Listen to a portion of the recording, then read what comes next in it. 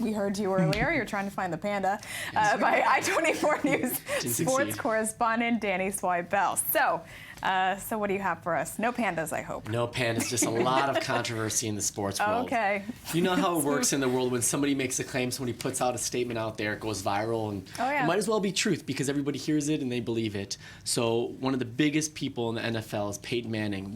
Considered one of the best quarterbacks of all time, is under controversy for doping. Wow. Now, this is all centered around an Al Jazeera investigative documentary that surfaced where one guy said that he worked for this clinic that had to do with, it's an anti-aging clinic, and he said that Peyton Manning was receiving human growth hormones, which is illegal in the NFL, and pretty much puts all of Peyton's achievements on hold if perhaps he was involved in this. Now, we found out that the guy who behind all these claims has totally said he recants all the statements, and Al Jazeera totally made up a lot of these things. But right now, the damage has been done. Right. Not you only can't for Peyton take back words. You cannot take back words, and you know how it works on the web. Once somebody puts something out there, it's very hard to get that out of people's minds. So obviously, Peyton Manning is doing everything he can to fight this and fight this perception of him that's being spread. Wow. And we have a video to show. Let's see.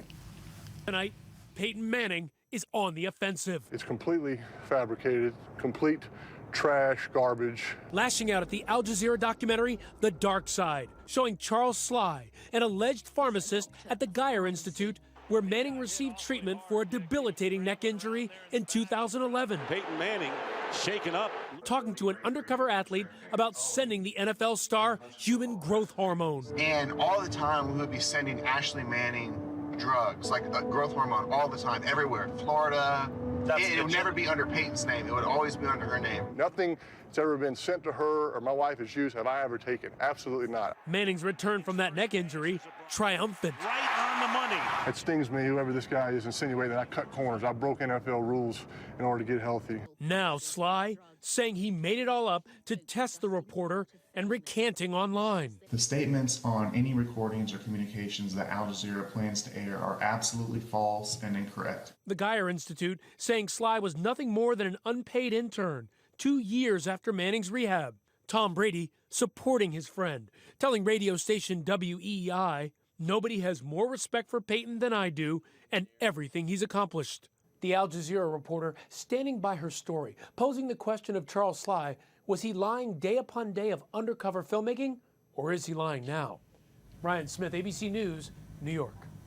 What a scandal. Insane story. So obviously there is doping going on in the NFL. Yeah. That is a given. In every sport. Because the thing is, there's millions of dollars at stake and people want to have that edge and it makes a difference. But to go against Peyton Manning like this guy, the Al Jazeera documentary says he was a doctor. He was actually an intern for 3 months and he wasn't even interning there reportedly when Peyton Manning was being treated there for something else. Wow. So again, the damage is done. Surprising Peyton Manning, from Al Jazeera for being such a good and it's really insane that they would source? take this. Yeah. And they've also damned a few other people in the sports world, including the NFL. So right now, Peyton Manning is hiring the White House press secretary from before, Ari Fletcher. So he definitely is doing everything he can to fight this. Damage control right there. Terrible. Okay, so from football to basketball, what's the latest there? So the NBA over Christmas ran ads, anti-gun ads, and this was a campaign sponsored by Spike Lee, who put out his new movie, Chirac. Oh, yes, we're both from Chicago. We know all about this. We know about all the gun killings that happened in the south side of Chicago and throughout Chicago.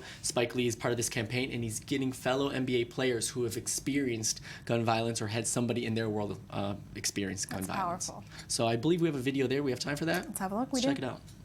I'm doing this PSA because I think it can be changed. It's heartbreaking. It's disappointing. I know how for each of those families to have to go through that. That's unimaginable pain. It's affecting the cultural tone and temperature of the country. As a parent of 2 little girls, anytime you hear of somebody not even involved in an altercation or somebody not involved in a dispute or something getting caught in the middle, spray bullet or what have you, that hurts. Every time something happens, you always wonder, could that have been one of my family members? For me, being a father now, you always wonder, what if that would have been one of my kids? It's in the news every day. Once upon a time, everyone would be stunned, like, wow, this happened. And now it's people like, oh, again. again, and that's not something I think should ever be normal. Let's talk about the drop. Yeah, the drop. The drop of consciousness. It's a necklace that my mother created. It's a sculpture that she made about 20 years ago. It represents tears for those lost in the gun violence. I've been blessed to play for the Chicago Bulls for 9 years now. And Chicago's been like a second home to me. As much as I love it, the biggest issue is this gun violence. The access to the guns is out of control. Wow, that's very powerful. It's very intense, and the thing is, these certain NBA players directly experience it. Joakim Noah, who we just saw speak, lost friends even a few months ago to gun violence, and so obviously this is with anything associated with the gun issue. It's made people take one side or the other. The people on the other side, the more conservative side, are saying, "See, this is another example of people wanting to take away our guns."